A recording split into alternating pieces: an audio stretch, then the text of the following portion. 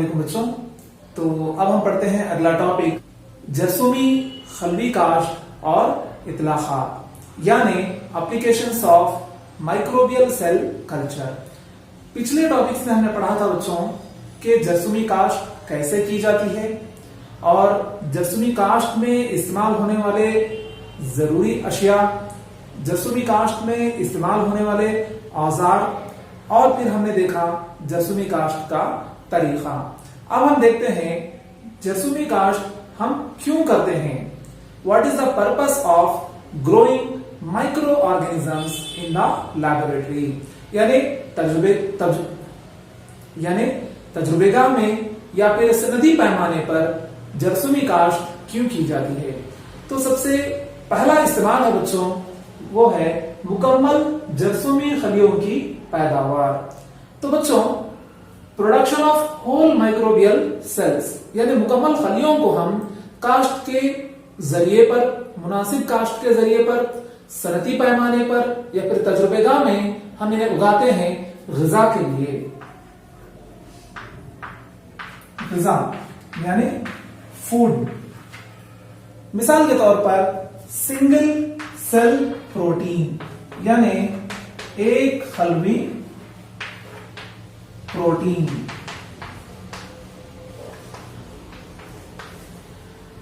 बास जरसूमी खलियों को हम सिंगल सेल प्रोटीन के जरिए के तौर पर हम उगाते हैं बच्चों। सिंगल सेल प्रोटीन यानी एक खलवी प्रोटीन को हासिल करने के लिए हम जरसूमी खलियों को, मुकम्मल जरसूमी खलियों को हम कास्ट के जरिए पर उगाते हैं। इसके अलावा टीकों की तैयारी के लिए भी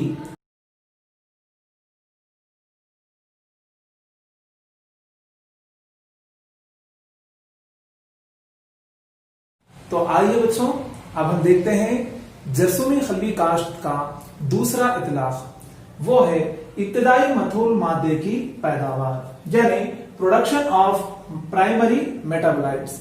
बच्चों आपने 11वीं जमात में पढ़ा था कि इब्तिदाई मथूल मादे वो मादे होते हैं या फिर वो अशिया होते हैं जो जानदार की नमू और तौलीद में हिस्सा लेते हैं। लेकिन सानवी मथूल मादे, secondary metabolites, these are not involve in growth and reproduction of the organism. यानी सानवी मथूल मादे वो अशिया होते हैं जो जानदार की नमू और तौलीद में हिस्सा नहीं लेते हैं, लेकिन इनका फेल कुछ और होता है।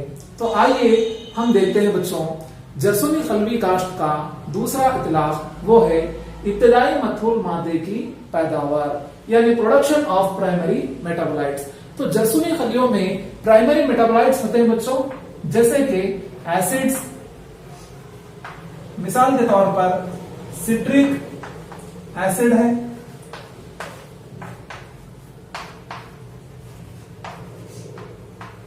और दूसरा है अल्कोहल,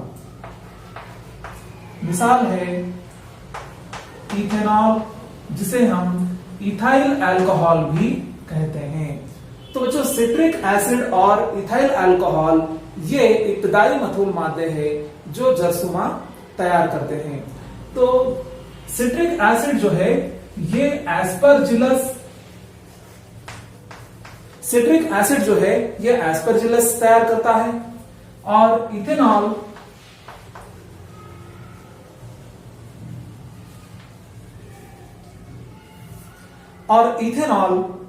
सैकेरोमाइसिस,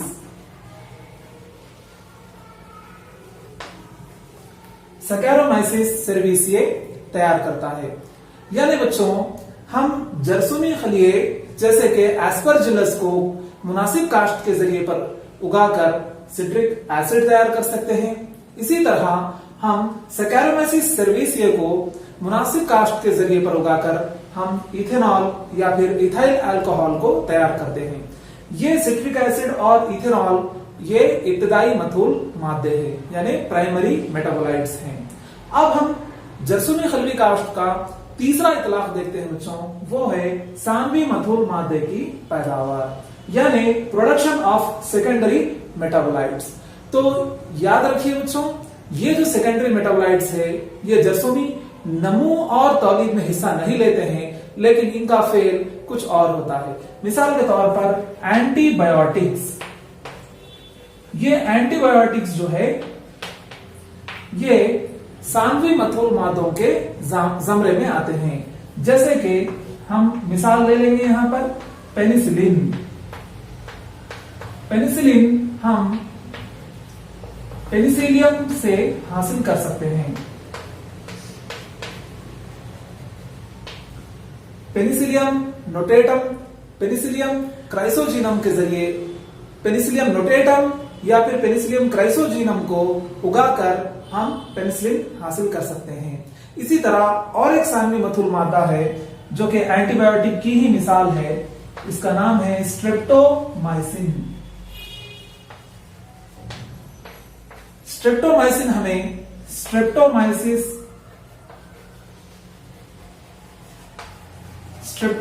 से हासिल होता है।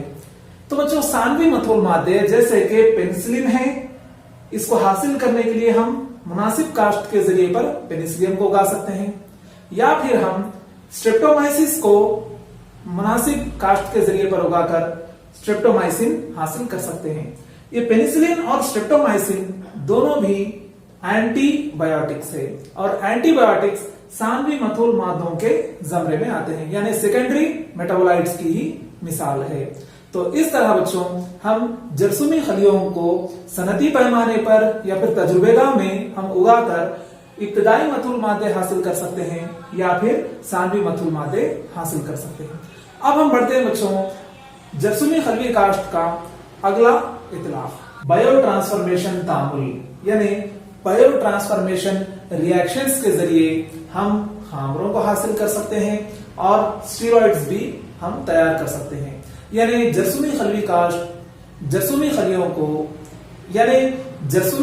को मुनासिब काश्त के जरिए पर उगाकर मुख्तलिफ किस्म के खामरों को हासिल कर सकते हैं और स्टेरॉइड्स की पैदावार भी मुमकिन है। लिहाजा इन जरसूमी खलवी काश्त का ये एक इस्तेमाल है।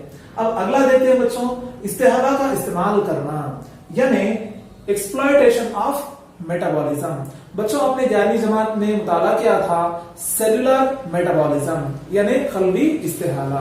वो तमाम हयाती कीमियाई तामुलात जो एक खलिये में होते हैं, कुल मिलाकर उसे हम खलवी इस्तेहाला यानी सेलुलर मेटाबॉलिज्म कहते हैं।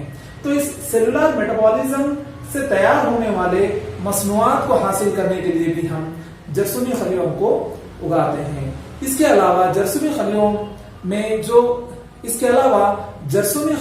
जो खलवी इस्तेहाला होता है बच्चों, उसका इस्तेमाल करके हम माहौल की सफाई कर सकते हैं, हम गंदे पानी को साफ कर सकते हैं जिसे हम वेस्ट वाटर ट्रीटमेंट कहते हैं बच्चों, और माइक्रोबियल लीचिंग यानी जरसूमा का इस्तेमाल करके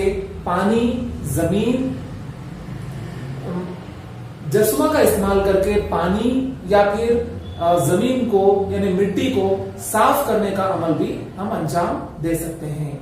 तो अब हम देखते हैं जरसूमी खलवी काश्त का अगला इतलाफ।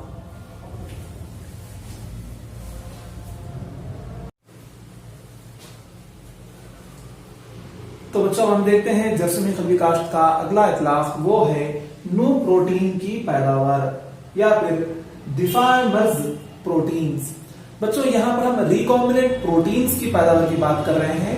तो आपने बाब 1 में आरडीएनए टेक्नोलॉजी में पढ़ा था कि किस तरह हम एक मतलूबा जीन को मेजबान खली में डालकर जरसूमी खलियों में डालकर उन जरसूमी खलियों को मुनासिब काश्त के जरिए पर उगाकर हम नू सालिमात या नू प्रोटीन्स को हम हासिल करते हैं।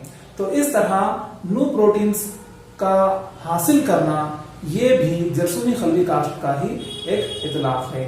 तो इसके बाद बच्चों डिफाइमर्स प्रोटीन्स यानी थेरापेटिक प्रोटीन्स, यानी वो प्रोटीन जिसका इस्तेमाल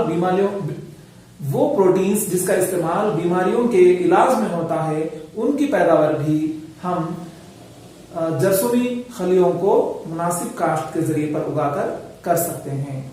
जरसूमी खलवी काश्त का अगला इतलाफ है बच्चों नू प्रोटीन्स की पैदावार। खास तौर पर डिफाइमर्स प्रोटीन्स की पैदावार यानी थेरापेटिक प्रोटीन्स की पैदावार। थेरापेटिक प्रोटीन्स क्या है बच्चों?